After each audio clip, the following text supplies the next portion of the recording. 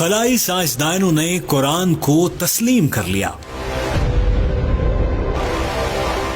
فرشتوں کی آوازیں ریکارڈ آپ بھی سنیں.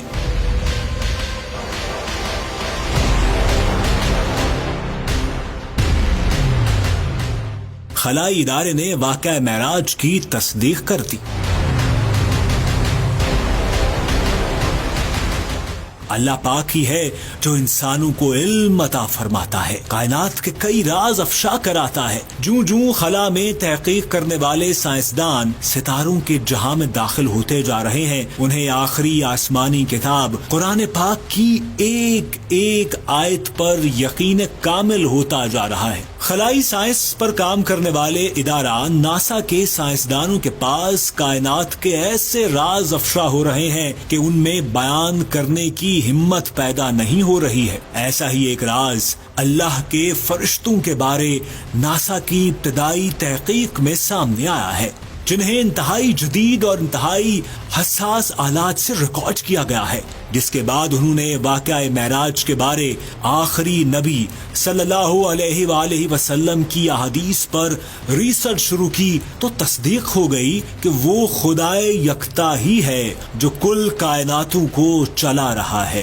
خلا نوردوں اور خلائی سائنسدانوں نے خلا میں جو مختلف آوازیں ریکارڈ کی ہیں، انہیں جب جدید آڈیو لیبارٹریز میں سنا گیا تو ان کے دل دھڑکنے لگے. وہ بے اختیار اللہ کی شان بیان کرنے لگے. انہیں محسوس ہونے لگا کہ کسی مخلوق کی اتنی بڑی تعداد کیسے ہو سکتی ہے جو ریت کے ذروں کی طرح ان گنت ہے اور وہ جیسے اللہ کا ذکر کر رہی ہو. یہ آوازیں کیسی ہوں گی؟ آپ ذرا رکیے، ان آوازوں کو سننے سے پہلے احادیث کے حوالے سن لیجیے. احادیث میں روایت ہے کہ آپ صلی اللہ علیہ وآلہ وسلم نے فرمایا، جب میں عرش کی طرف جا رہا تھا تو خلا میں 2 انگلیوں جیسی بھی کوئی جگہ خالی نہ تھی جہاں فرشتے نہ ہوں، اور ان تمام فرشتوں کا کام ہر وقت اللہ کا ذکر کرنا ہے. یہ اسی ڈیوٹی پر مامور ہے.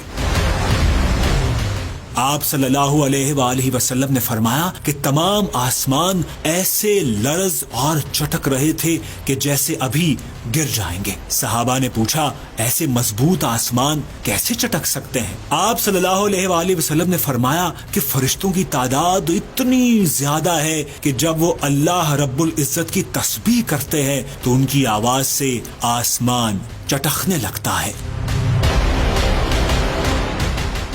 سائنسدانوں کا خیال تھا کہ چونکہ خلا میں کوئی ایسا مادہ موجود نہیں ہے کہ جس میں آواز سفر کر سکے، اس لیے خلا میں کسی بھی قسم کی آواز سنائی دینے کا تصور بھی ممکن نہیں تھا، اور خلا میں جانے والے اس کی تصدیق بھی کرتے رہے. جب خلا کے لیے تیار کیے گئے آلات جدید ٹیکنالوجی سے مزید حساس بنا لیے گئے تو سائنسدانوں نے خلا کی آوازوں کو ریکارڈ کرنے کا ارادہ کیا. وہ اس کام میں کامیاب ہوئے.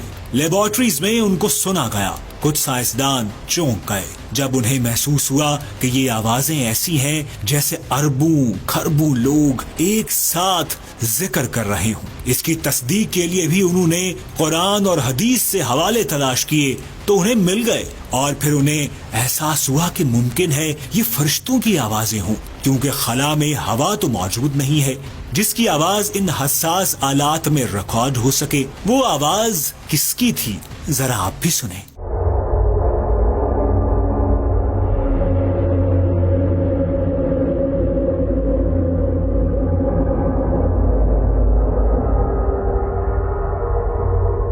آپ اس آواز کو دوبارہ سنیں تاکہ آپ کو بھی اس ویڈیو کے آخری حصے میں تصدیق ہو سکے.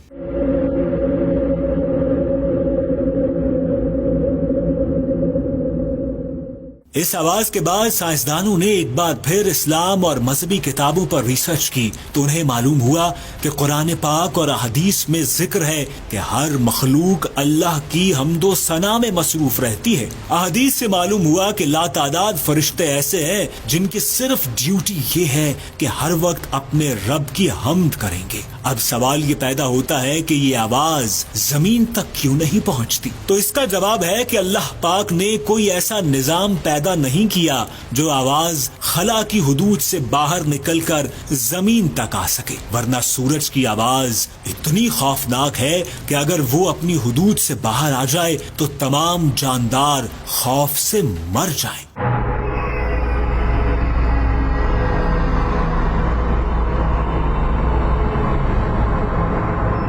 آپ ثبوت کے لیے سورج کی آواز کا انتہائی کم ترین حصہ سن کر اندازہ لگائیں تو معلوم ہوگا کہ اگر ایسا ہے تو پھر دوزخ کی آگ کی آواز کتنی خوفناک ہوگی۔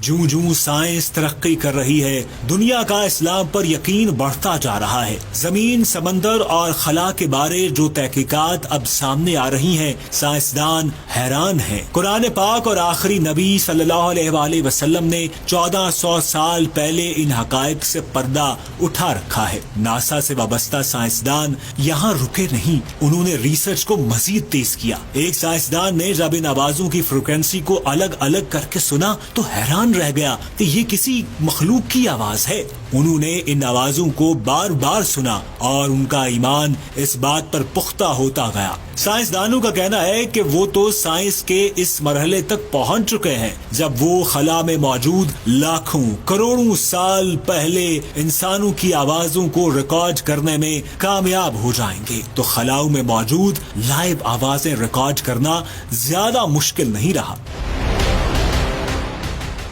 علماء کرام کا کہنا ہے کہ قرآن پاک میں اللہ پاک نے کائنات کی ہر چیز پر غور کرنے کا بارہا ذکر کیا ہے۔ دنیا بھر کے سائنسدان اللہ کی طرف سے دی گئی اجازت کے تحت کائنات کے اسرار و رموز پر غور کرتے ہیں اور اللہ پاک انہیں اتنا ہی علم عطا فرمائے گا جس میں اللہ پاک کی رضا ہوگی۔ اس کا مطلب ہے کہ اگر اللہ پاک خلاؤں میں موجود آوازوں کو سنوانا چاہے گا تو سنوائے گا۔ علماء کا کہنا ہے کہ اللہ پاک کا قرآن میں ایک ایسا فرمان ہے جس کو پوری دنیا اپنی آنکھوں سے لائیو دیکھتی ہے۔ قرآن میں اللہ کا فرمان ہے کہ بعض سیارے ایسے ہوتے ہیں جو عالم بالا کی حفاظت کرتے ہیں، ان کی ڈیوٹی یہ ہوتی ہے کہ یہ عالم بالا میں جو فیصلے اس عالم کے بارے میں ہوتے ہیں شیاطین کو ان کے بارے میں معلومات حاصل کرنے سے روکتے رہتے ہیں۔ جب بھی کوئی شیطان عالم بالا سے کوئی راز چرانے کی صحیح کرتا ہے تو شہاب ثاقب اس کا پیچھا کرتے ہیں اور ان کو